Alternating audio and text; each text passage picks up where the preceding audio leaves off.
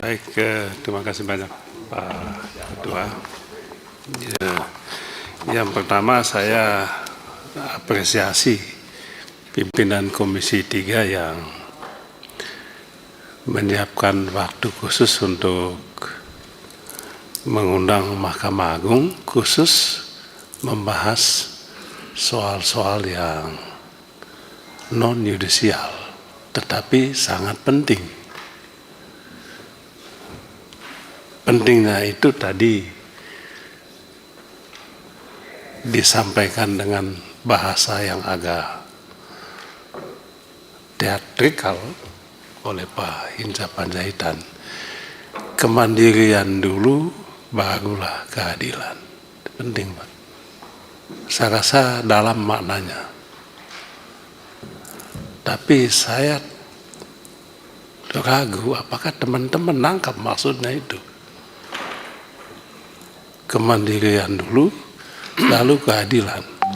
Itu maksudnya bagaimana menjaga kemandirian pengadilan, menjaga kemandirian hakim. Sebab itu adalah pangkal pokok untuk hakim di pengadilan memberikan keadilan yang sesungguhnya. Kalau pengadilan tidak memiliki kemandirian, tidak memiliki otonomi, tidak memiliki kemerdekaan, saya takut hakim direnggut kebebasannya, sehingga keadilan pun tidak bisa terwujud. Nah, salah satu tantangan hakim di pengadilan di era globalisasi ini bukan intervensi kekuasaan politik, tetapi intervensi oligarki ekonomi. Oligarki ekonomi mengintervensi, mempengaruhi hakim-hakim, merebut kemandiriannya. Dengan apa? Dengan uang. Uang. Dengan uang Bapak punya kemerdekaan itu direnggut, diambil, dibeli. Sehingga Bapak tidak lagi jernih untuk menegakkan keadilan. Sehingga apa yang dikatakan orang, hukum hanya tajam ke bawah dan lumpuh ke atas. Apa yang orang bilang, no viral, no justice. Kalau nggak diviralkan, nggak ada keadilan. No money, no justice. Itu sambungannya tadi. No viral, no justice, no money, no justice. Akibatnya, pengadilan menjadi tempat transaksi, jual beli keadilan. Ini penegasan apa yang tadi disampaikan oleh yang terhormat Bapak Hinca Panjaitan yang ke-23. 13. Oh, 13. 13. Baik, terima kasih. Yang kedua, saya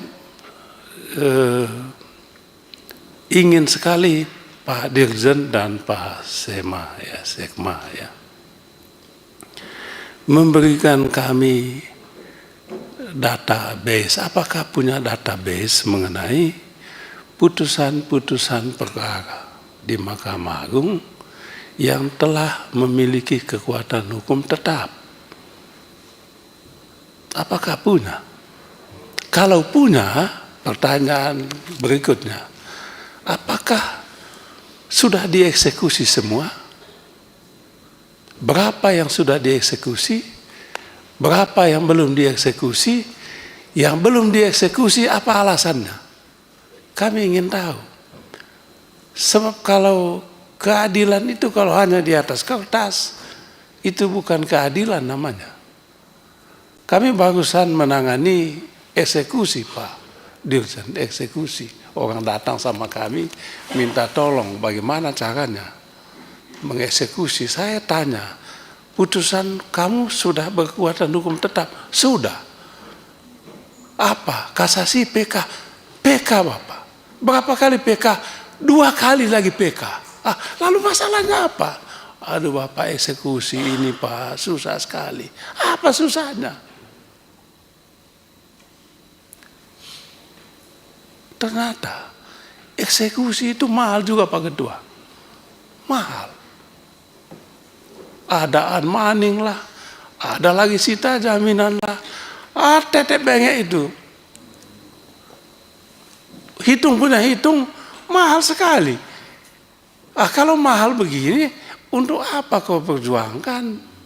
Mendingan kau jual aja, sebab ibu biaya eksekusi jauh lebih mahal dari objek sengketa yang dia perjuangkan. Coba bayangkan Pak Dirjen. Saya tidak mau sebut namanya supaya tidak ada konflik seolah-olah saya ini tidak. Ini umum. Itu satu. Kami ingin mendapatkan database tentang berapa yang sudah dieksekusi. Yang kedua tadi ini ada kaitan dengan PNBP tadi. Eksekusi kasus korupsi Bapak. Eksekusi. Putusan sekian, denda sekian. Ini kan ada eksekusinya. Mana laporannya itu Pak? Kejaksaan Agung menyelamatkan sekian ratus triliun. Barang yang nggak ada Pak, itu diselamatkan ya. Kerugian yang potensial itu Pak Ketua. Potensial loss. Bagaimana menghitung, melaporkan bahwa kami menyelamatkan keuangan negara yang belum ada Pak? Itu bingung kita. Aku nggak tahu apa, jangan-jangan gua ini yang bodoh. Coba Pak, ngomong, kami selamatkan loh. Apa yang kau selamatkan? Itu potensial loss loh. Kan belum ada barang ini. Kok kau bilang kau selamatkan? Itu Pak Dirjen, Pak Sekma, tolonglah. Berapa yang dieksekusi? Itu uang rekening dieksekusi kan gitu Pak. Disita eksekusi sudah belum? Mana hasilnya, ada laporannya enggak? Bapak harus pantau itu. Malah ada Pak, orang teman juga yang kena kasus korupsi Pak Ketua. Dia sudah dihukum 10 tahun, hukumannya 15 tahun, 10 tahun dia sudah jalankan, rekening anaknya yang tidak ada hubungannya itu tetap saja disita, bukan disita, apa namanya? Diblokir. Coba Ketua, diblokir. Nggak jelas juga statusnya. Lah, apa toh ini? Itu maksud saya Pak. Tolonglah Pak Dirjen. Itu kan bukan urusan hakim, urusan bapak mereka. Belum lagi itu uang Pak. Coba Bapak bayangkan kalau yang disita itu adalah nikel, kayu, batu bara, kebun sawit. Wah, Pak, ada loh cerita Pak Ketua. Ini cerita zaman dulu. Kebun sawit di negeri antar berantai ya, di negeri Bung lah, gue bilang aja ya kan. Udah disita Pak, sekian ribu hektar sawit. Loh, kita tanya, mana duit jual sawit itu? Pak, saya senang Presiden Prabowo. Sikat ini orang-orang ini.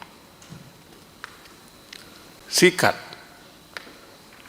Karena duit kita nggak ada artinya Pak soal makan gratis ini, nggak ada artinya kalau ini bisa kita selamatkan. Bapak hitung itu ribuan triliun Pak kalau dieksekusi. Kalau saya ada waktu ketemu Bapak Presiden, saya mau ngomong ini loh Pak, legal ini. Mana duitnya? Ambil lagi duitnya, pakai untuk biayai fakir miskin kita ini.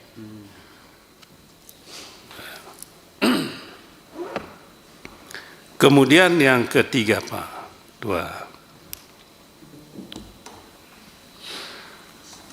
ya ada juga laporan Pak, bukan ini nggak ada hubungannya dengan substansi.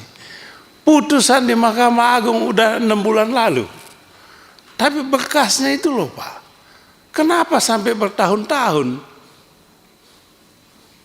Bagaimana kita mau lakukan upaya hukum PK misalnya, putusan kasasi itu bisa setahun, Pak.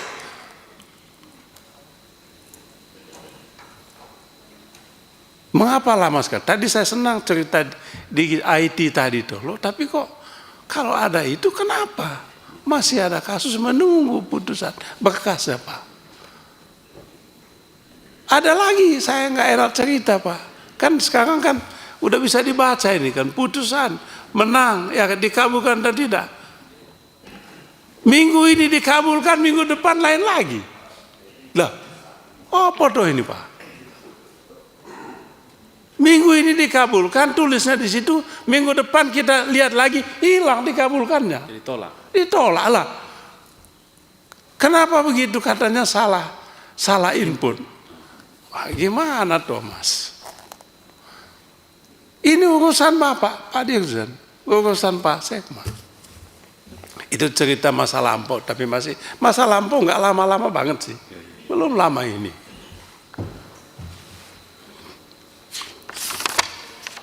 Kemudian, ya banyak masalah, tapi banyak juga prestasinya. Saya secara inkognito mengunjungi beberapa pengadilan, banyak yang hebat-hebat lah. Tapi satu, Pak Ketua, mohon bagaimana itu tadi, bagaimana kemandirian itu kalau kesejahteraan hakim ini kita nggak perhatikan. Kalau saya ada duit, saya mau kasih gaji. Cuman kalau kasih gaji nanti dibilang lagi, gratifikasi. Bukan gratifikasi. Nanti mereka loyalitasnya buta ke saya. Aku salah pun mereka bela. Kan ada yang begitu, Pak. Padahal niat baik.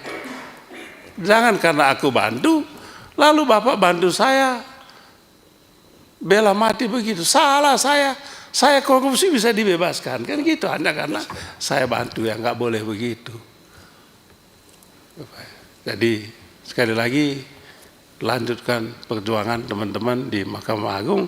Yang lain-lain boleh rusak, Pak, tapi hakim harus kita jaga. Sebab di jiwa hakim itu ada keadilan.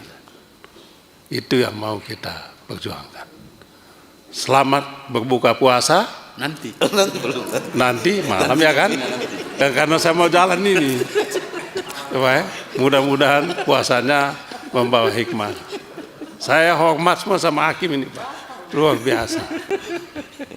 Saya junjung tinggi. Kalau ada satu dua yang salah, ya udahlah, kita maklumi.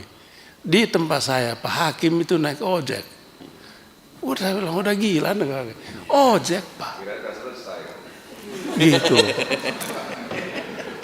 Terima kasih banyak, Pak Ketua. Mohon maaf. Nggak selesai-selesai nanti. Ya.